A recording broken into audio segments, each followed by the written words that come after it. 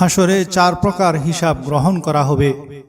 আপনি মিলিয়ে দেখুন আপনি কোন দলে, এবং কি দোয়া ও আমল করলে আমাদের হিসাব সহজ হবে, কি আমল করলে আমরা বিনা হিসাবে জান্নাতে যেতে পারবো। সে 4 প্রকারের হিসাবের বিস্তারিত বিবরণ হলো। নাম্বার 1, বিনা হিসাবে জান্নাত। মিশকাত শরীফের হাদিস হযরত আবু উমামা রাদিয়াল্লাহু থেকে বর্ণিত। রাসূলুল্লাহ সাল্লাল্লাহু আলাইহি ওয়াসাল্লাম বলেন, আমার প্রতিপালক আমার কাছে প্রতিশ্রুতি দিয়েছেন যে তোমার উম্মতের মধ্যে 70,000 উম্মত বিনা হিসাবে জান্নাতে প্রবেশ করবে। প্রতি হাজারের সাথে আরো 70,000 থাকবে, তাহলে মোট হবে 4,97,000। এছাড়া আল্লাহর কুদরতি 3 মুষ্টি লোক বিনা হিসাবে জান্নাতে দিবেন। আল্লাহ আমাদেরকে বিনা হিসাবে জান্নাত দান করুন, আমিন। শোয়েবুল ইমানের হাদিস, হাসরের মাঠে একজন ঘোষণাকারী বলবে, সেসব লোকেরা কোথায় যাদের পিঠ বিছানা থেকে পৃথক থাকত? এই ঘোষণা শুনে খুব অল্প সংখ্যক লোক দাঁড়াবে, তাদেরকে বিনা হিসাবে জান্নাতে প্রবেশ করানো হবে। নাম্বার 2, যাদেরকে বিনা হিসাবে জাহান্নামে দেয়া হবে তারা হলো যারা কাফের, মুরতাদ, মুশরিক, যাদের আমল নামায় কোনো নেকি থাকবে না, তাদেরকে বিনা হিসাবে জাহান্নামে দেয়া হবে। নাম্বার 3, যাদের হিসাব সহজ হবে।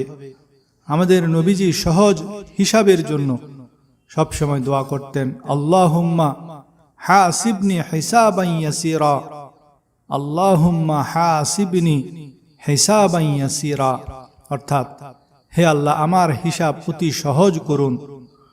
আয়েশা রাদিয়াল্লাহু তাআলা আনহা প্রশ্ন করেন, ইয়া রাসূলুল্লাহ সহজ হিসাব কি? তখন নবীজি বলেন, আমলনামা শুধু একবার দেখে যাচাই বাছাই না করে আল্লাহ তাআলা ক্ষমা করে দিবেন, এটাই হলো সহজ হিসাব। বুখারী এবং মুসলিমের হাদিস, অতি গোপনে বান্দাকে আল্লাহ প্রশ্ন করবেন, তুমি কি এই এই গুনাহ করেছ? তখন বান্দা তা স্বীকার করবে, আর মনে মনে বান্দা ভাববে, হায় আমি ধ্বংস হয়ে গেছি। কিন্তু আল্লাহ সেই মুমিনকে বলবে, আমি দুনিয়াতেও তোমার গুনাহসমূহ গোপন রেখেছি, আজও গোপন রাখব এবং তোমাকে ক্ষমা করে দিলাম। অতঃপর নেকির আমলনামা তাকে দেয়া হবে। তিরমিজি শরীফের হাদিস, আনাস রাদিয়াল্লাহু তাআলা আনহু হতে বর্ণিত, কিয়ামতে প্রতিটি মানুষের 3টি দফতর থাকবে। একটি তার নেকির দফতর, একটি গুনাহের দফতর, একটি নিয়ামতের। ছোট নিয়ামতটিকে আল্লাহ তাআলা বলবেন, তুমি তোমার মূল্য এই বান্দার নেক আমল থেকে নিয়ে নাও। তখন ছোট নিয়ামতটি তার মূল্য হিসেবে বান্দার সব নেক আমল নিয়ে নিবে। এরপরে বলবে, হে আল্লাহ আপনার ইজ্জতের কসম, এখনো আমি আমার পুরোপুরি মূল্য নিতে পারিনি। এরপর থেকে যাবে গুনাহের দফতর, আর সেসব নিয়ামতের মূল্য এখনো আদায় হয়নি। নেক আমল তো সব ছোট নিয়ামতের মূল্যের বিনিময়ে শেষ হয়ে গেছে। এখন আল্লাহ যদি কোনো বান্দাকে দয়া করে জান্নাত দিতে চান, তখন সে বান্দাকে বলবেন, হে আমার বান্দা আমি তোমার নেকি বৃদ্ধি করে দিলাম এবং তোমার গুনাহসমূহ মাফ করে দিলাম। আল্লাহুম্মা হাসিবনি হিসাবান ইয়াসিরা, আল্লাহ আমাদের হিসাব সহজ করুন। আল্লাহ আমাদেরকে 3য় প্রকারের দলের অন্তর্ভুক্ত করুন। 4 নম্বর হলো যাদের হিসাব কঠিন হবে। যাদেরকে প্রশ্ন করা হলে তারা বলবে, আমি এসব গুনাহ করি নাই, অস্বীকার করবে। তখন তার বিরুদ্ধে সে যে স্থানে অপরাধ করেছিল সে স্থান, তার সাথে থাকা ফেরেশতা কেরামান কাতিবিন, তার হাত, তার পা, তার অঙ্গ প্রত্যঙ্গ তার বিরুদ্ধে সাক্ষী দিবে। এরপর সে বাটপারি করে বলবে, হে আল্লাহ আপনি যে প্রমাণ করেছেন তাও ঠিক, আর আমি যে বলেছি আমি গুনাহ করিনি তাও ঠিক।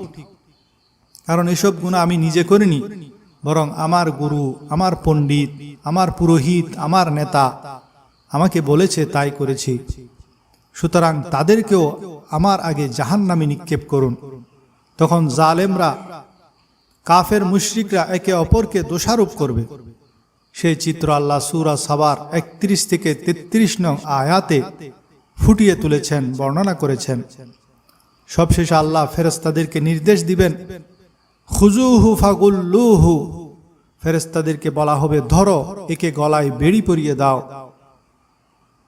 সুম্মাল জাহিমা সল্লুহু, অতঃপর নিক্ষেপ করো জাহান্নামে।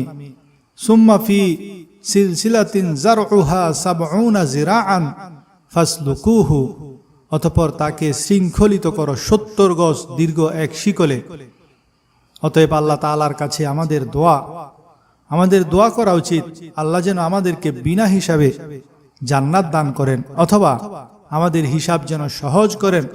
সেজন্য নবীজির শিখানো দোয়া পড়া দরকার। ধোঁকাবাজ, দুনিয়াদার, কাফের, মুশরিক নেতাদের ধোঁকা থেকে বেঁচে থাকা দরকার। বিশেষ করে রাতে উঠে নফল ইবাদতে মশগুল হওয়া দরকার।